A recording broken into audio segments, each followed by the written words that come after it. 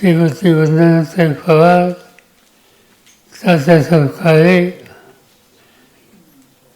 यांचे आत्तापर्यंत विचार ऐकले ते सगळे सरकारची उपस्थित बंधू भगिनींनो, आजचा हा कार्यक्रम महाराष्ट्रातल्या आणि विशेषतः साखर धंद्याच्या एका मार्गदर्शकाचं स्मरण करण्याचा हा सोहळा आहे. साथी किशोर पवार समाजवादी चळवळीचे एक ज्येष्ठ नेते, एस एन जोशी असोत, नानासाहेब बोर्डे असोत, लजित नाथपै असोत, या सगळ्यांच्या विचारांना आणि त्यांना अखंड साथ देण्याची भूमिका ज्या काही महत्त्वाच्या लोकांनी महाराष्ट्रात घेतली त्याच्यामध्ये किशोर पवारांचा उल्लेख हा प्रकर्षाने करावा लागेल. उभं आयुष्य त्यांनी कामगार चळवळीमध्ये आणि शिरोगामी विचाराच्या जफळकीसाठी घालवली. आम्हा लोकांचे त्यांचे संबंध नंतरच्या काळाचे होते. अनेक चळवळी त्यांनी केल्या, अनेक प्रश्न हातामध्ये घेतले. ते प्रश्न हाताळत घेत असताना आमच्या पिढीनं कुठे ना कुठे त्यांना हातभार लावण्याचं काम त्या काळामध्ये केलेलं होतं. आज ज्यांचे विचार ऐकले आपण बाळासाहेब थोरात हे अहमदनगर जिल्ह्याचे येतात. महाराष्ट्राचा त्या काळातला अहमदनगर जिल्हा हा एक वेगळा जिल्हा होता. हा डाव्या चळवळीचा एक महत्त्वाचा जिल्हा होता. साखर कामगारांची चळवळ ही ती कोफरगाव असेल, त्याच्या आजूबाजूचा परिसर असेल, त्या सगळ्या भागामध्ये होता. कारखानदारी सुरुवातीची गौरवनगर हा देशातला पहिला सरकारी कारखाना हा जर शोधला तर त्याही पूर्वी नव्या जिल्ह्यामध्ये खाजगी कारखान्याचे अनेक उदाहरणे होती. इथं वेलवंडीचा कारखाना असेल, राहता आणि कोफरगावच्या परिसराचा असेल, श्रीरामपूरमधला महाराष्ट्र शुगर मिल असेल, हे सगळे कारखाने खाजगी कारखाने. त्याच्या एका दिवसात शोधलं तर समज त्याची मालकी ही मुंबईच्या धनाढ्य लोकांच्याकडे होती. आणि त्यामुळे एक प्रकारचं वातावरण नेहमी कामगारांच्या हिताचा प्रश्न आला की प्रसंगी संघर्षाचे असायचे. आणि ते करण्याच्यासाठी जे एक नेतृत्वाची फळी नगरनिर्मित उभी राहिली होती त्याच्यामध्ये साथी किशोर पवारांचा उल्लेख हा प्रकर्षाने करावा लागेल. त्यांचं काम त्या काळात बघण्याची संधी मला स्वतःला सुद्धा मिळाली. ते अनेक चळवळीत होते. पण मी एक गमतीची गोष्ट सांगू इच्छितो. मी 9वीला शिकत असताना मी प्रवरानगरच्या महात्मा गांधी विद्यालयात शिकत होतो.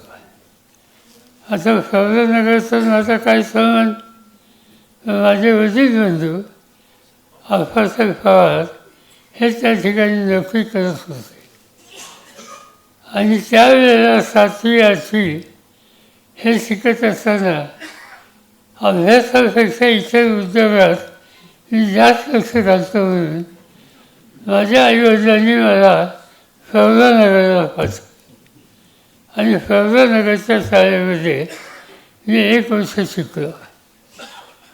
त्या शाळेचं वैशिष्ट्य एकच होतं की अनेक चळवळीमध्ये त्या शाळेचे विद्यार्थी अग्रभागी असतात.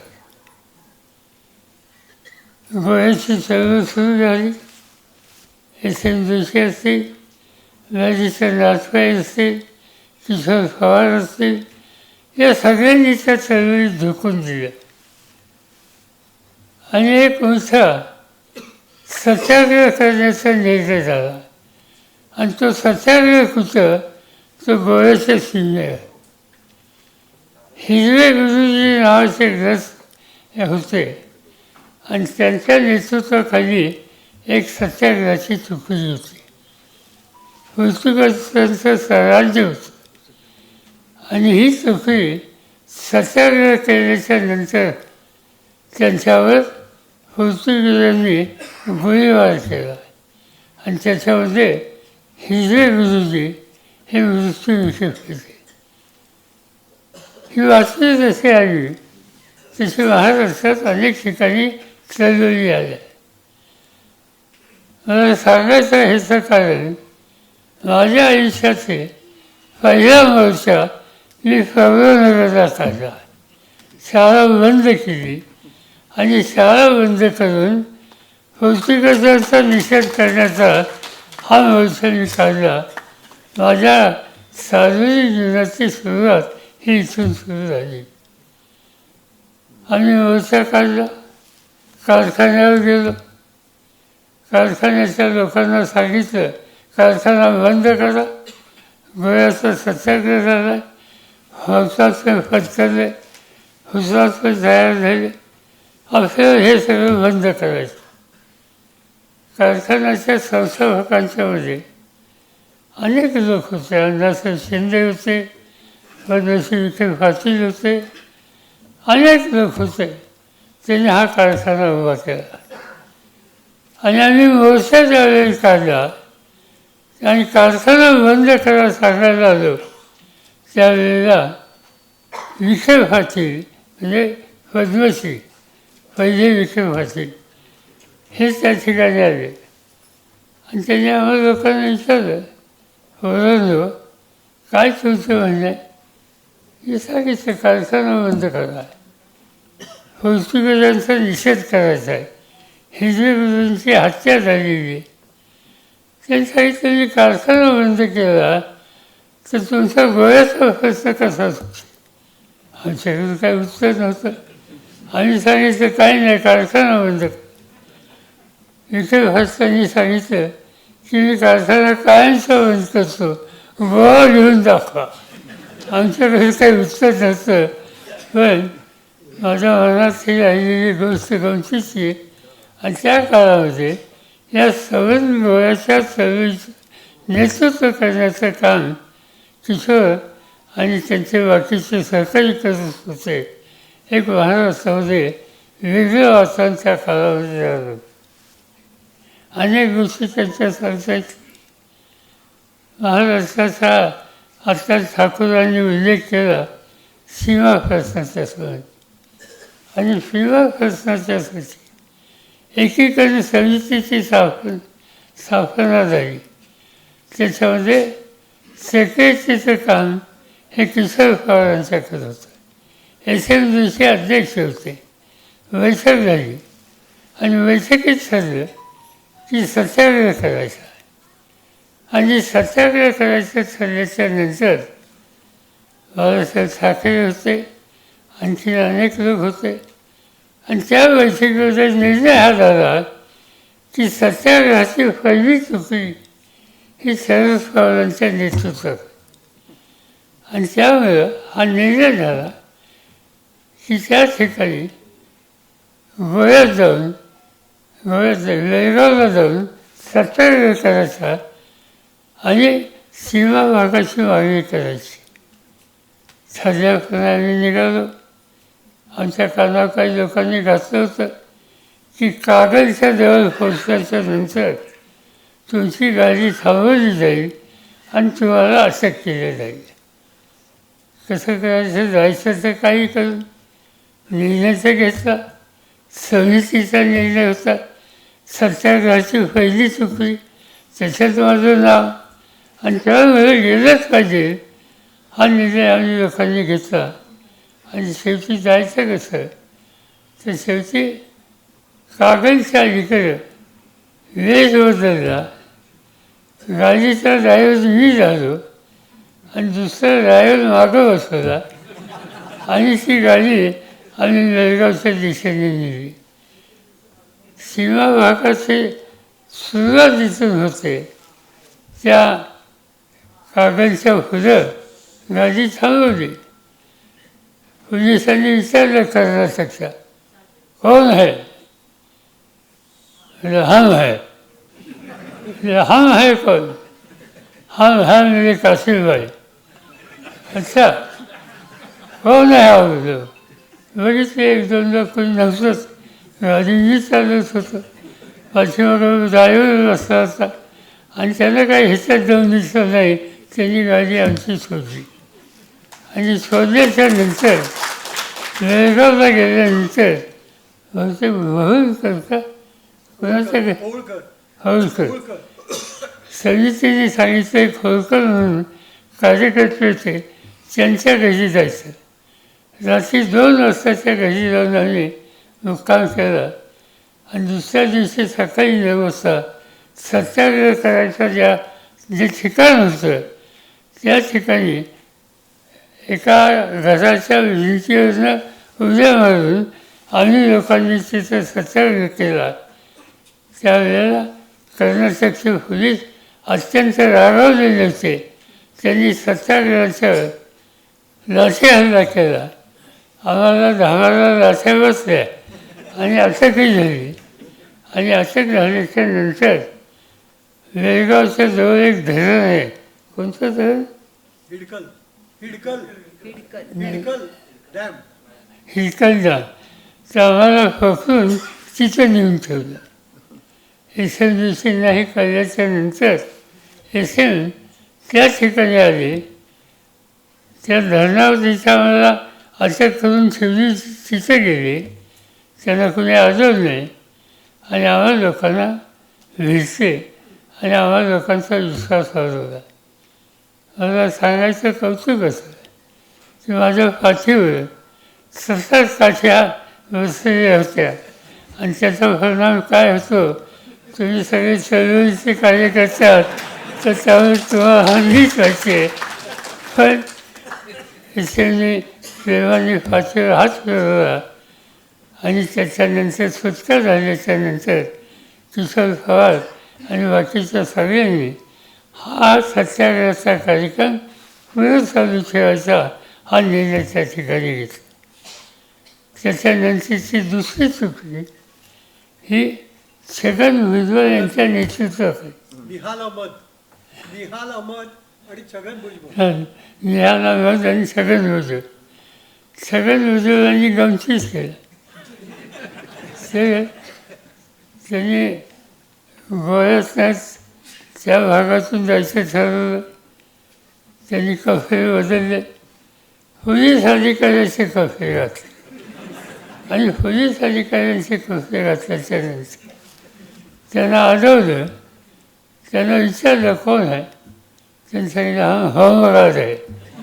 तसं होमगार्ड म्हणल्याच्या नंतर त्यांची गाडी सुटली. पण एके ठिकाणी त्यांना आढळलं, ओळखलं आणि त्यांना 3 महिने तिथं तुरुंगामध्ये टाकलं. आमची सुटका ही त्या दिवशी झाली. पण ह्यांना वाजता तिथं महिना 2 महिना झाला. 9 लोक ठार झाले. तेव्हा गेला 9 लोक तिथं हे झाले. सगळं वातावरण वेगळं झालेलं होतं. आणि या सगळ्यामध्ये त्या समितीचं काम सातत्य घेऊन चालू ठेवण्याचा उपक्रम हा किशोर पवारांनी केलेला होता. अशा अनेक गोष्टी सांगता येतील की त्यांनी चळवळीमध्ये लक्ष घातलं. महाराष्ट्राच्या हिताचा प्रश्न जिथे जिथे येईल मग त्याच्यामध्ये गोवामुक्ती असेल, स्वातंत्र्याचा लढा असेल, हैदराबादच्या स्वातंत्र्याचा लढा असेल, त्या प्रत्येक संघर्षाच्या काळात किशोर पवार हे अग्रभागी झालेले होते. अमेरिकेच्या काळामध्ये साखर धंद्याशी माझाही संबंध आला आणि साहजिकच किशोर पवार दुसऱ्या बाजूने असत, अनेक त्यांचे सहकारी असत. आमच्या बैठका व्हायच्या. मी आणि माझ्यावरची भूमिका तात्यासाहेब वगैरे सगळे इथं आहेत. मध्यस्थाची भूमिका माझ्याकडे नेहमीच आणि आजपर्यंत. अगदी यंदाचा सुद्धा निर्णय माझ्या स्वातंत्र्या ठिकाणी झाला. पण सांगायचं तात्पर्य आहे की संघर्ष व्हायचा. साखर कामगार संघटनेचे हे सगळे नेते मंडळी या ठिकाणी आहेत. ते ज्या वेळेला चर्चेला यायचे त्यावेळी त्यांचं रूपच वेगळं असायचं. नेहमी प्रेमाने बोलणारे, पण चर्चेला आल्याच्या नंतर कुठली गोष्ट सोडायची नाही ही भूमिका घेणारे आणि त्यांचं मार्गदर्शन किशोर पवारांचं असतं. आणि दुसऱ्या बाजूनं शंकरराव कोल्हे, शंकरराव काळे आणि हे बाकीचे साखर धंद्याचे लोक.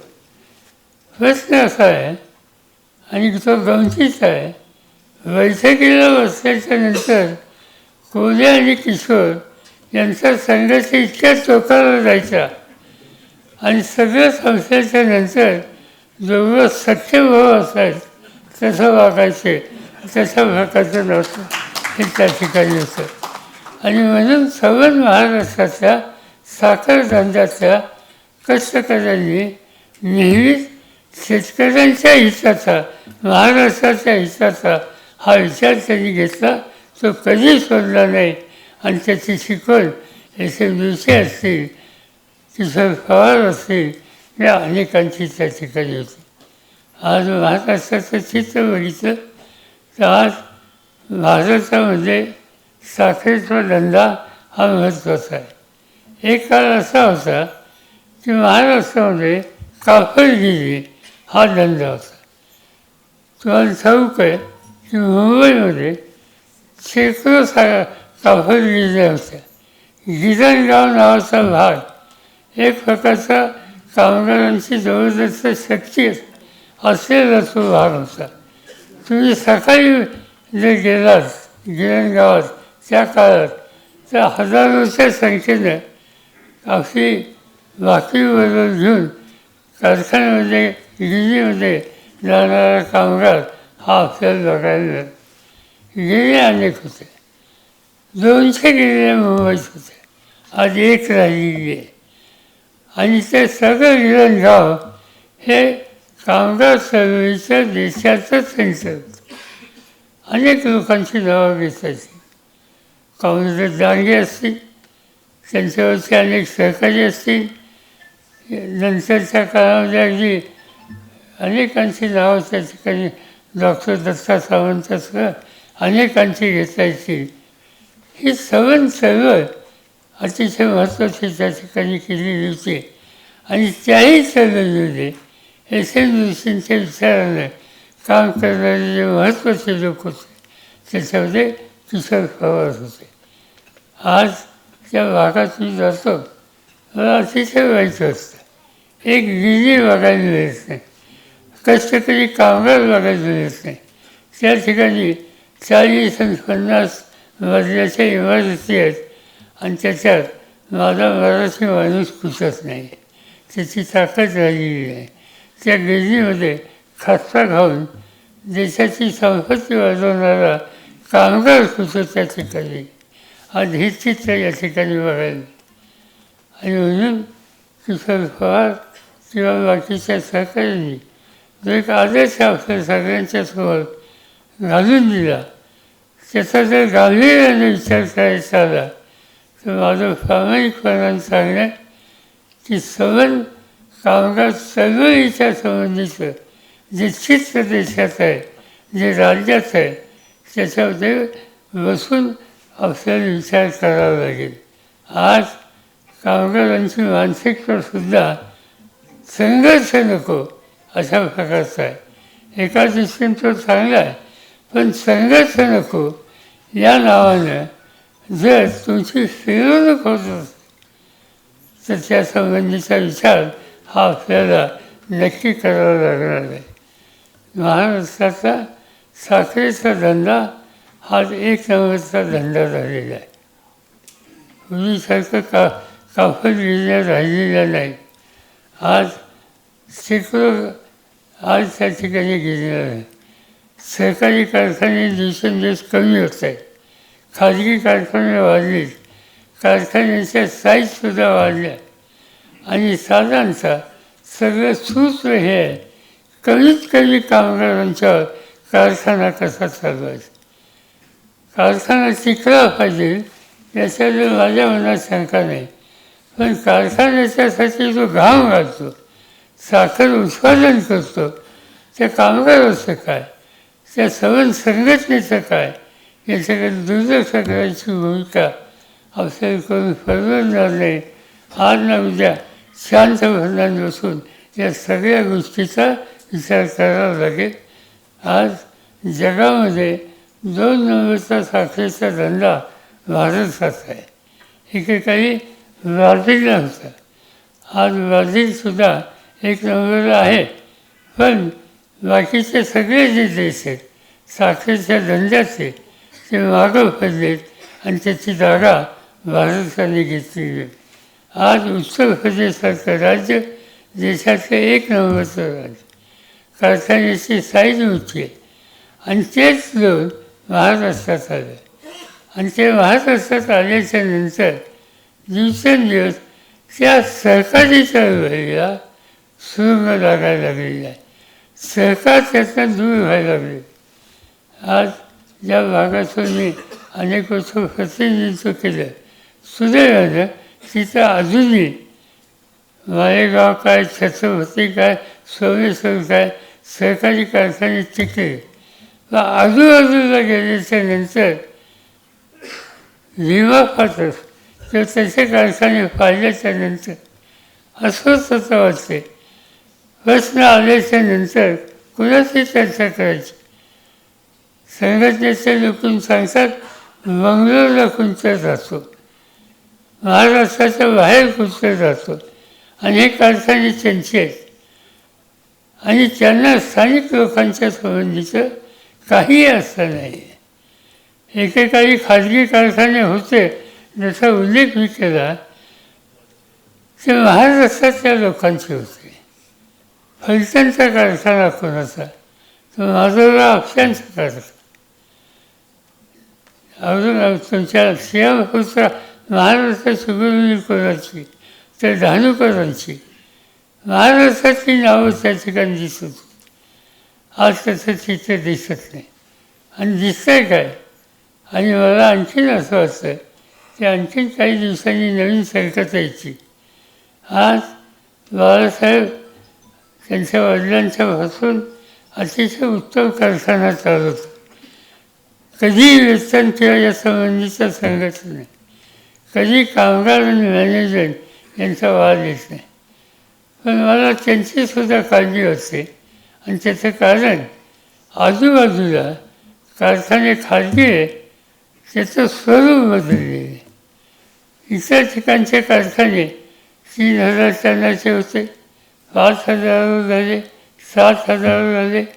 आता 20,000 टनाचे कारखाने, 20,000 कारखाने हे झाले.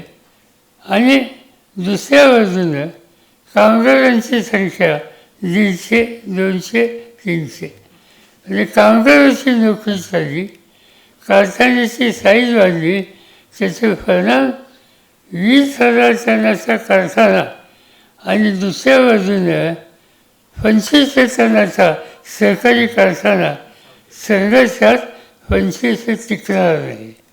आणि त्याचा परिणाम अनेक ठिकाणच्या कारखान्यावर विस्तृत परिणाम होईल, उत्पादकावर होईल आणि कष्ट करणाऱ्या साखर कामगारावर सुद्धा. आणि त्या सगळ्या गोष्टीच्या वेळेला मला आनंद एका गोष्टीचा आहे की आजच्या या सगळ्या कार्यक्रमामध्ये साखर उद्योग आणि कामगार चळवळ हा विषय ताई तुम्ही घेतला, ही अतिशय चांगली गोष्ट होती. यासाठीच किशोर पवारांनी आयुष्य दिलं. माझं म्हणणं एक आहे की आज ना उद्या कधीतरी एकदा एकत्र बसून चर्चा करावी लागेल. संघाच्या लोकांना विश्वासात घ्यावं लागेल. महाराष्ट्र सरकारला विश्वासात घ्यावं लागेल आणि सांगावं लागेल की कारखान्याची साईज काय ठेवायची, कारखान्यामध्ये काम करणाऱ्या कामगारांची संख्या किती ठेवायची, उत्पादकाला न्याय मिळाला पाहिजे त्याच्यातून अजिबात कुणाच्या मनात शंका नाही. आणि खरं सांगायचं म्हणजे माझ्या पाहण्यात असायचं आहे की आत्ता या सर्व कारखानदारीमध्ये विशेषतः सरकारी चित्र बदललेले आहे. त्या ठिकाणचा कामगार निदान 40% तरी कामगार बहुतेक त्या कारखान्याचा सभासद असतो. तो मालकही व्हायला लागलेला आहे. हे चित्र आहे. आणि ते जर चित्र टिकवायचं असेल तर दोघांच्या हिस्साचा विचार करावा. नुसता साखर एकच साखर हा धंदा करून परवडणार नाही. हा साखर तयार करतो, वीज तयार करतो, इथेनॉल तयार करतो. हा ब्राझील जगातला एक नंबरचा देश जो आहे. मला तर मी आणि बाळासाहेब थोरात तिथे गेलो होतो आम्ही एकदा सगळी कारखानदारी बघायला. आत्ताच गेल्या आठवड्यात एक तिथले कारखानदार मला भेटले. ते मराठी आहेत, ते आपल्या बेळगावचे आहेत आणि हुलकुंबी. तर त्यांचे कारखाने चित्रवते त्यांनी सोडले. आता एक कारखाना त्यांचा आहे. कालच माझ्याकडे होती म्हणजे कसा चालला आहे कारखाना? चांगला चालला आहे. काय किती टनाचा आहे? 35,000 टन रोज. 35,000 टन रोज हा कारखाना. म्हणजे ऊस उत्पादक किती? ऊस उत्पादक 16, 15, 16, 20 याच्यापेक्षा जास्त ऊस उत्पादक ब्राझीलमध्ये नाही आहेत. म्हणजे चित्र सगळं बदलतं आहे. आणि याची नोंद आपण घेऊन सरकारला काही धोरणं आखायला लावून सरकारी चळवळीत काम करणाऱ्या नेत्यांना विश्वासात घेऊन आणि साखर धंद्यातल्या कष्टकरी कामगारांची किंवा लोकांच्या संघटनांना विश्वासात घेऊन आपल्याला पुढची पावलं ही टाकावी लागते. आणि म्हणून दिवस चालले नाहीत. पण एक गोष्ट चांगली आहे की अजूनही या सर्व कारखानदारीमध्ये संघर्ष असेल तिथे संघर्ष करतात. पण कितपत आणायचं याचं ताल समजा कामगार संघटना पाळतात आणि त्यामुळं ही कारखानदारी टिकली. आणि ती टिकवण्याचं काम आपल्याला करायचं आहे. ते काम आपण प्रामाणिकपणे केलं तर ही खऱ्या अर्थानं किशोर पवारांना श्रद्धांजली होईल. या सगळ्या कामामध्ये आम्ही लोक अंतःकरणापासून तुमच्याबरोबर आहोत एवढं सांगतो. आणि दुसऱ्यानं माझा घसा फार दूर बसला आहे त्यामुळं मी काही जास्त बोलू शकलो नाही. पण आज या निमित्ताने इथे येता आलं. किशोर पवारांची आठवण आली आणि जुन्या त्यांच्या कर्तृत्वाच्या अनेक गोष्टींची यादी देता येईल अशा गोष्टी नजरेसमोर आल्या.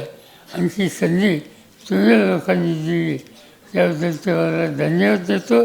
माझे 2 शब्द सांगतो.